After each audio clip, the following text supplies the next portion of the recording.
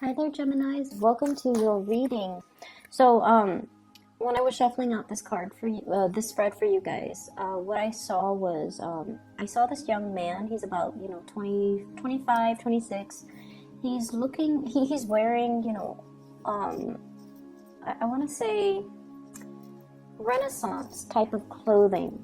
And he's looking into this really dark mirror. It looks like a mirror, but I feel like it might have been like a bronze plate. It's painted black, so you can kind of see a reflective surface. It's really big, so it acts as a mirror. And in the mirror is somebody that looks like him, but the person looks slightly different. So first, he raises his left hand, and the person in the mirror also raises their left hand. And then he raises his right hand, and then he mutters something, and the other person also in the mirror also raises their right hand. And then I'm thinking about oath, swearing in, doing an oath, swearing to tell the truth, things like that.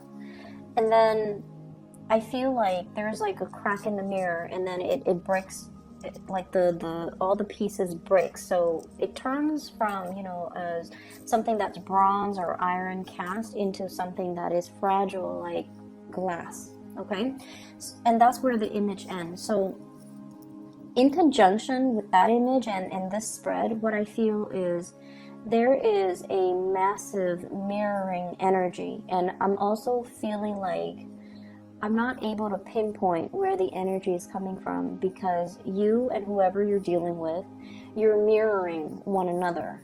Okay, if they're gonna fight dirty, I'm gonna fight dirty. If they're gonna be nice to me, I'm gonna be nice to them. So there's that element that I'm seeing here. So first of all, let me talk about something that's that can be. It's almost like anticipating that there's going to be conflict in the future, and you're bracing yourself for impact. I feel like you are very tense, and I see you as being, in a situation where you don't know what's going to happen, but you're bracing for impact. It's almost like you don't want to be there. You don't want to deal with this confrontation. And you might not want to deal with this person. You don't know how it's going to play out, but you're keeping very, very, very steady to your course because you believe it is the best thing ever. And you could potentially be facing one other person or a group of people, and there's opposition, but you're just like, I'm going to maintain true to my course. And I see like a courtroom, that whole swearing in, promising to be honest and truthful, and to be able to relay information that represents the truth. So I see something like that, possibly a court date with another person, possibly being called to court to summon to tell your side of the story. And then I'm also seeing as well, going back to that mirroring energy, I'm not seeing a lot of work and a lot of finance, career situations that are really occupying the space in your mind. I'm seeing more romance, okay? And let me just relay the information as I see it. I see a huge age difference between two people. You could be the younger one, or you could be the older one. Once again, it's hard for me to pinpoint this energy. And what I have here is, the advent of a birth. This is the birth. This is somebody who is very, very young. They're coming into the world. They're trying to find themselves. And then we end with a very, very old man who has learned everything he is to learn. And he's trying to give the guidance and the advice and the knowledge, to transmit knowledge to the younger generation. Okay, so there's an element about things coming full circle in this spread. And I'm almost like feeling like there are things that you have to learn. You're in the process of unraveling, learning something. And when we are in a learning environment, we have to, be defenseless. We have to also understand that I'm not an expert in my field. So I need to humble myself to take other people's advice. I need to humble myself to accept the fact that I don't know everything, and to listen to people's sage advice, to listen to people that are experts in their field, and to listen to people that have good reputation as being somebody who's, you know, well respected, and they're known to give unbiased advice, or they're, you know, just experts in their field. They know what they're talking about. I need to operate from that space where I'm open and receptive to new information, new ways of doing. And, you know, I can still be critical of the information I'm getting, but I need to consult the right sources and the right types of people in order for me to, you know, grow as a person. So I'm seeing here there's a lot of potential for growth, you know, from this infant stage. And so when we're approaching life and the new year from this stage of infancy, we need to be receptive, and we need to let information come in, and we need to let our defenses, you know, our guard down, and accept the information that's coming in. So maybe there's a different way to do things that doesn't have to be conflictual. Maybe there's a wiser, a more exalted way to do things, where we can give of ourselves, where we can transfer knowledge, where we can allow new situations to thrive. Okay, so steering away from conflict and moving towards a situation where it's almost like making that sacrifice, letting the ego aside in order to allow new things to thrive, in order to allow new opportunities for new people to come into the picture. So that's what I'm sensing here. And I feel, once again, going back to that initial message that I got off track on, there is a relationship here where there's an age difference. And the reason I bring this up is a lot of the times age gaps, you know, can indicate a generational rift between two people. One person operates from more of that place of, I'm feeling, honestly, 1950s types of family dynamics, you know, where the one person is like the breadwinner, the other person is like the homemaker or the caretaker. One person comes home with his or her, usually, briefcase, and then the other person that's at home comes and greet them at the doors. The kids are always properly dressed, they're clean, they you know, there's possibly going to sermons, you know, on the weekends, on Sundays. So that's the type 1950s Americana type of a family dynamics that I'm seeing. One person might be used to that or might want that, and then the younger person might be looking for something a little bit more exciting. The young person might feel like, you know, marriage is nice and all, but look at the divorce rates. Do we really need the institution of marriage? So one person might be a little bit more of a nonconformist. So I do see ideological clashes, values clashes between two people because of this age gap. And age, when we love somebody, is not really a major factor. But when we think about our childhood conditioning and the environment we grow up in, the age gap can create rifts further down the line, okay?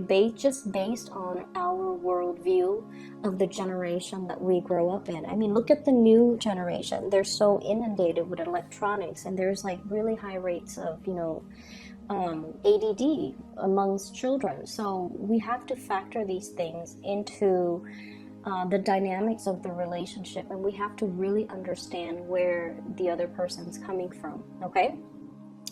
And so I see this this attraction, and I see a major age gap. And then I also feel like for many of you, there might also be age gaps in your existing relationship that creates conflicts, that disallows you to see eye to eye with one another. And I feel like there is a very brazen, bold communication that came through from somebody. It could be from your end, it could be from your partner. Bold, brazen communication that was like stark naked truth. And the reason I say that is because of this card. Okay, so this is here, is equivalent to the Page of Swords. This is like bold, brash communication, and I don't feel that is brash, but I feel like somebody is putting everything on the line. I mean, he's got nothing left to lose, and he's in a little bit of an interesting situation, okay? So somebody is offering you possibly an interesting proposal, and you might sit with this information and you don't know what to do with it. And I'm feeling inner conflict from your end. I'm feeling like there's something happening here for this week where you are awoken to your passion. You are awoken to something new. It's like whatever flame that has been flickering and, you know, growing to embers and have been kind of squashed out in your life, it's being reignited in a very, very big way. And it's being reignited by a person. I see a physical person coming into the picture, and the flames could be anger, or the flames could be love. It could be passion, or it could be lust. So however this operates for you, it's going to be different. But I definitely see a spark of passion, of something that you thought, you know, it's done and over with, it's gone. It's being lit up again. And so it could signal to me, you know, facing a conflict with somebody that gets your blood pressure up, or it could be dealing with something that is new and passionate, and it's almost like either way there's some daring, provocative communication coming through, and you're sitting with it, and you're like not really sure what to do. You're not really sure what to say, and you're not really sure what you need to do. I feel like some of you might be in a relationship and you're being solicited from outside your relationship, and you're just like, no, I'm good where I'm at. You know, I'm safe. I trust my partner. I don't know if I trust you 100%. So I feel like that's what I got. And then for others, I feel almost like you're afraid to go after this new spark of passion or pursue that person because you feel like, no, they're gonna break my heart. I like them a lot, but I don't feel like they like me to the same extent. They might just want to, you know, just sleep with me and then leave me, or they might not be looking for the same relationship that I'm looking for, or they're not as committed. They're a little bit too flighty, so I'm just going to keep my feelings to myself. So I feel that, and I don't know if it's coming from you or the other person. That's the problem, because the energy is very mirrored. You know, it's they behave a certain way, so you behave a certain way, or you're looking at them through a specific lens. Okay, so for example, you know, going back to that expectation, that generational rift, that world view, you see things in a specific way, and then you kind of go out into the world and you look for signs and indicators that kind of confirm your biases. It's like confirmation bias. You're looking for, you're cherry picking evidence. You're looking for things that confirms what you already believe, and you're not open to seeing other things, other ways, other interpretations. And there's a big danger with that. So you might perceive somebody as, you know, oh, they're hot-headed, they're a player, I like them a lot, they're not looking for the same thing, so I'm just going to close myself off and keep my feelings to myself, even though there is this huge spark of passion. So it's all in the spirit of self-preservation from your end. And then I also feel like I also feel you not making a move. I also feel you assessing. And I see two people looking at each other and constantly just assessing one another's motives. But there's very little true communication or true understanding of one another. So that's, you know, anytime we encounter somebody that's very different from us, it's a good opportunity to learn. It's a good opportunity for us to kind of expand our consciousness and to figure out, you know, why are they doing things like this? We can learn a few things. We can learn better ways of doing even. So the people that I see you dealing with, I have water signs, fire signs, and air signs. Aquarius, Gemini, Libra, Queen of Swords, Queen of Cups, Pisces, Cancer, Scorpio, King of Wands. This is a fire sign, Sagittarius, Aries, or Leo.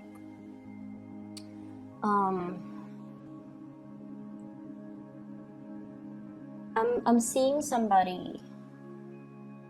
I feel like, okay, so with the water sign, seems like there is a little bit of an ego clash, ego conflict. One person, like different interests, you know, one person wants to do this, the other person doesn't find that entirely interesting. This is somebody who's a little bit more of a homebody. They're not in particular adventurous.